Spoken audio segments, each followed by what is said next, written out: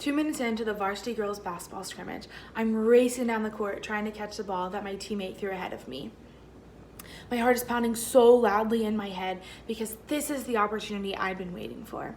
I'd been asked as a sophomore to play up with the varsity girls, which never happens for underclassmen, so I had to catch this ball.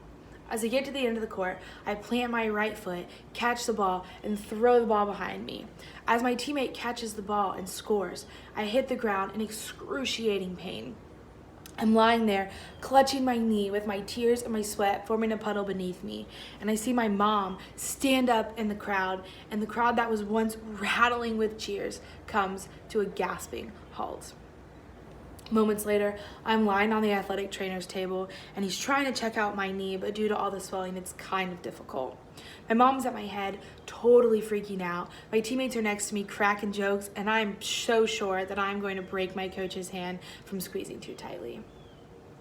The athletic trainer couldn't really figure out what was wrong due to all the swelling, so he sent me home with a knee brace and some crutches and tells me to come back in the morning.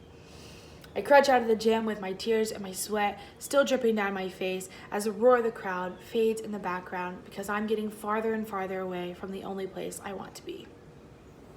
The next morning, I'm the first person at the gym because I have to know what is wrong with my knee. The athletic trainer starts checking out my knee again, and he starts telling me and my mom all the possibilities of the injury that it could be, but all I hear is, it's probably just a bone bruise. My heart leaps with excitement because that means only a few weeks of recovery. My mom has a friend who's an orthopedic surgeon, so we call him up and set an appointment. And at the appointment, Dr. Shirley does all the same things to my knee that the athletic trainer had done, but then he whips out this giant needle and tells me he has to stick it in my knee to drain the blood in order to help with the swelling. This man drained so much blood from my knee, it was like a clown with a handkerchief. I thought it was never going to end.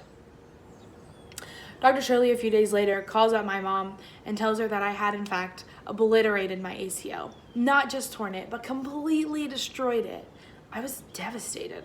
I didn't know what I was going to do. I didn't know who I was without the game of basketball.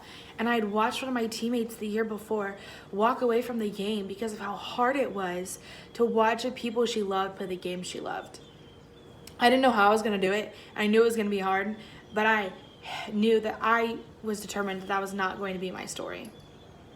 During the season, I was at every practice, every game, and every tournament that I physically could be at. And whenever we had a down moment, my teammates were always around me. They always made sure that I was in the middle of all the action, and that despite the fact that I was injured, they wanted me to know that I was still part of the team too, which was completely to my surprise because I'd watched so many girls before me get phased out when they got hurt. But when I got hurt, my teammates became my backbone. As the season ended, we had our annual basketball banquet at this big country club near school, and we had it in this big room with red and black and white tablecloths, our school colors, and balloons, and senior banners, and pictures of us everywhere. And Coach gave out all of our awards, and we all gave speeches, and I gave a speech on teamwork that night. And afterwards, I sat down at a table surrounded by my teammates, surrounded by people who never gave up on me, people who never let me stop. And I realized that this game that we spent hours and days and years of our lives trying to be the best at, trying to perfect, wasn't everything. In fact, it wasn't even the point of it. They always teach us that the stuff we learned on the basketball court would go far beyond the court. And that statement was so true.